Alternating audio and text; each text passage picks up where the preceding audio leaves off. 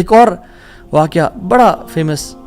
اور اکثر لوگ چاہتے ہیں کہ ریفرنس بھی دیا جائے، تو کتاب الزہد کا ہے، عبداللہ بن مبارک رحمہ اللہ کی کتاب ہے، اور حلیۃ الاولیاء کتابیں بھی ہے، ابو نعیم الاصفہانی رحمہ اللہ کی کتاب ہے، اور سیر اعمال النبلاء میں بھی ہے، امام ذہبی کی کتاب ہے۔ ان تینوں کتب میں یہ واقعہ مینشنڈ ہے کہ حضرت صلہ رحمہ اللہ، ان کا واقعہ ہے کہ وہ سفر کر رہے تھے،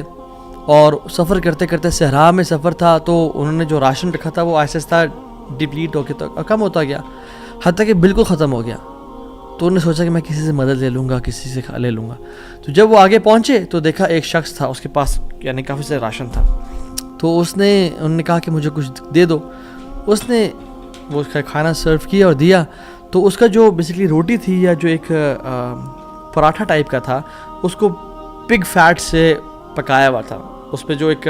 جو بیسیکلی جو فیٹ تھا وہ پگ کا تھا۔ جب ان کو پتہ چلا کہ یہ اس میں سور کی چربی کا استعمال کیا گیا جو حرام ہے، تو انہوں نے اس کا انکار کر دیا۔ آگے گئے، ایک اور شخص ملا، وہ بڑا کمزور اور ویک سا تھا اور تھوڑا سا اس کے پاس مال تھا، تو انہوں نے کہا میں کھا لوں اسے۔ تو انہوں نے کہا دیکھو تم میرے مسلمان بھائی ہو، تم کھا تو لو لیکن مجھ پہ ظلم نہ کرنا، میرا بہت لمبا سفر ہے، اگر تم نے کھانا کھا لیا تو میں رول جاؤں گا، میں برباد ہو جاؤں گا، میرا سفر ختم ہو جائے گا، تو مجھ پہ ظلم نہ کرنا۔ تو انہوں نے اس کو بھی چھوڑ دیا، حرام کا لقمہ چھوڑا، ظلم کو چھوڑا، اور کہتے ہیں میں آگے جا رہا تھا تو اپنے گھوڑے پہ سوار تھا اور بھوک کی ایک مدہوشی تھی، تو کہتے ہیں پیچھے نا مجھے ایسے محسوس ہوا کہ کوئی چیز گری ہے۔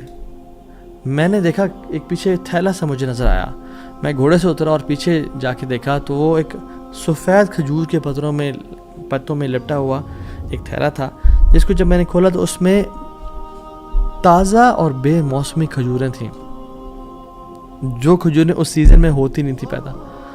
اور کہتے ہیں میں نے ان کو کھایا، اپنے آپ کو پیٹ بھر کے یعنی فل کر لیا، اور میرے رب نے مجھے وہ کھلا دی۔ اللہ تعالیٰ قادر ہے ہر چیز پہ، اللہ تعالیٰ اسباب کا محتاج نہیں ہے، نہ ہی لوگوں کا محتاج ہے، نہ سیزنز کا محتاج ہے کہ یہ سیزن میں یہ فروٹ آئے گا۔ مریم علیہ السلام کو دیکھیں، آپ ان کو دیکھیں، انہوں نے کس طرح سے اللہ تعالیٰ نے ان کو بے موسمی فروٹ سرو کر دیے، تو انہوں نے حرام کا انکار کیا، ظلم سے بچے، کسی مسلمان پہ ظلم نہیں کیا، اللہ تعالیٰ نے اپنی قدرت کے مناظر دکھا دیے۔ تو ہمیں کیا سمجھ آتی ہے اس سے؟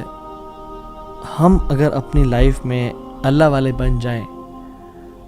تو اللہ تعالیٰ ہمیں امتحان تو لے گا ہمارا، مگر کبھی ضائع نہیں کرے گا ہمیں۔ یاد رکھیں اس بات کو، یہ اپنے ساتھ لکھ لیں، اللہ کبھی ضائع نہیں کرے گا ہمیں۔ بس مایوسی ختم کر دیں،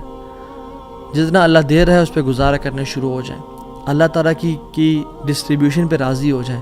اور اللہ تعالیٰ سے دعائیں کریں کہ یا رب میں تو ایسا سنسیئر بنوں گا یا بنوں گی، میں گناہوں سے بچوں گا، میں ہر قسم کے ظلم، زیادتی اور حرام سے بچوں گا، میں اپنی نیت کو خالص اور صاف رکھوں گا۔